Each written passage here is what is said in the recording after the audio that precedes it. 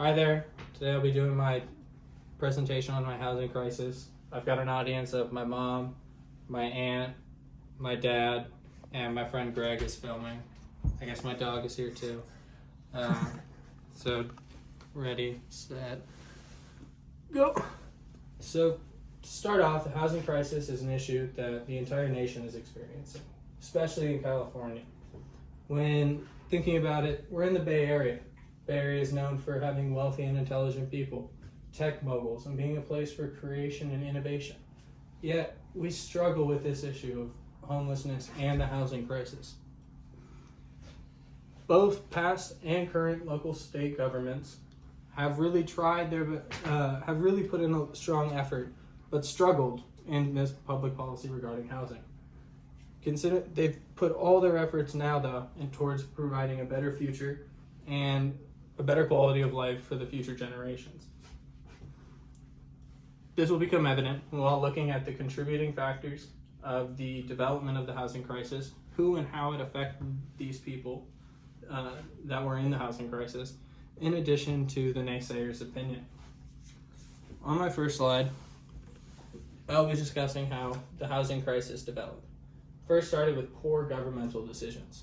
They actually, in a quote by Noah Buhar, he said that the state government has outdated zoning laws, a 40-year tax provision that benefits long-term homeowners. When looking deeper at these outdated zoning laws happened in 1970, where they downsized, preserved the neighborhood's character. In addition to that, the 40-year tax provision benefits commercial companies and long-term homeowners, as it was also known as Prop 13, which was passed in 1978. And Governor Jerry Brown has said that bill will never disappear. In addition to that, Noah Buhar also had a quote that said that local jurisdiction has enormous sway over what is built. And the main reason for this is NIMBY, or not in my backyard. And not in my backyard really stands for politicians kind of giving into their opinion to the public's needs, or what the public wants. It's not always what they need, but more what the public wants. And lastly, for how it developed, the Bay Area housing failed to keep up with the job market. When looking at this next slide, I've got pretty much a chart or figure that shows the San Francisco Bay Area and Boston. The red areas indicate since between 2011 and 2017 how many jobs there are compared to housing units. And this being said, the red is 10 and the blue would be 0, yellow is about 2. When looking at the Bay Area in particular, between 2011 and 2017, it was between 5.4 new jobs to every one housing unit built. Though state and local governments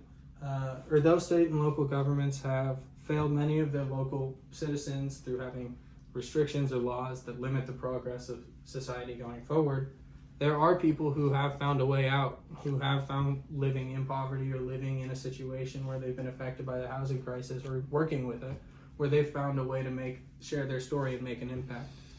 On the next slide, you generally hear about homeless people being lazy, unmotivated, dirty, or drug addicts, or mentally unstable, and that's often not the case. They generally have fallen on a hard luck and are having a hard time getting back up.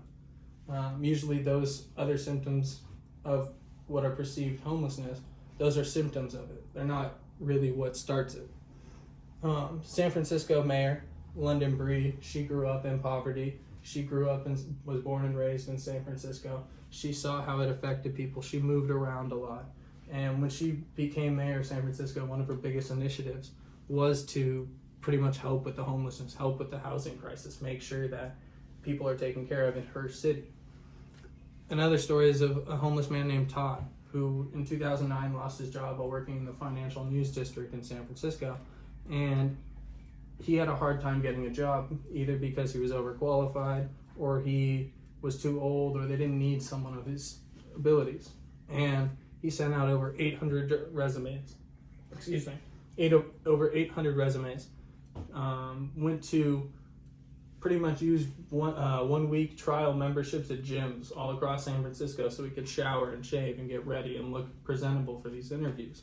His daughter was sleeping in a car sleeping with friends and family just so she could, and he would sleep in a car just so she could survive and be where she needed to be successful.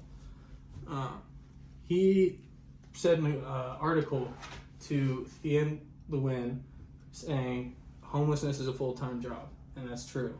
And the state and local governments have action plans going forward to try and change that and make homelessness and the housing crisis a bigger solution than a problem. On the next slide, Susie Steinle actually wrote down a bunch of statistics of what these state and local government head figures are trying to do. Gavin Newsom wants to build 500,000 houses per year to get $3.5 billion by 2025. Oakland Mayor Libby Schaaf wants 17,000 houses by 2024. Oakland's actually already built 10,000 houses, and this goal was established in 2016. San Francisco Mayor London Breed wants 1,000 shelter beds by 2020. They were on track for 817 by the end of March. And San Jose Mayor Sam Liccardo wants to see 10,000 homes built by 2022. But San Jose is currently struggling as they're at needing 8,900 more homes to go. Even as there have been people who've had their firsthand experience dealing with this housing crisis or homelessness, they've really found a way to persevere. Yet there are naysayers who don't say it's a housing crisis or housing shortage. They view it more as a socioeconomic issue between people and how the people are working within the system. The naysayers, like I said, don't believe there's a housing crisis. They believe it's a socioeconomic issue. They believe there's 3 fundamental reasons behind why there is a perceived housing crisis. One is the limited population growth. Fewer births plus more deaths equals fewer people to buy fewer homes. The other one would be slowing hiring pace. On the next slide, it has a chart showing the decline of different of jobs within the state of California from 2016 to a little bit into 2020. Bosses are hiring less, and it's harder to find jobs. There's actually a quote. It says this tame real estate outlook can be tied to a slower hiring pace statewide. 268,000 new jobs next year, the lowest in recovery from the Great Recession. Fewer pay hikes with 4.6% forecast growth, the lowest since 2016. Lastly, going back to the previous slide, is building structures. They know that there was a proposal for the state of California to build 1.34 million housing units per decade. But they don't think that's going to happen because they think the state government's only going to do it if it's profitable. So these differing opinions kind of help restrict the progress that could be made towards building more homes for those in need.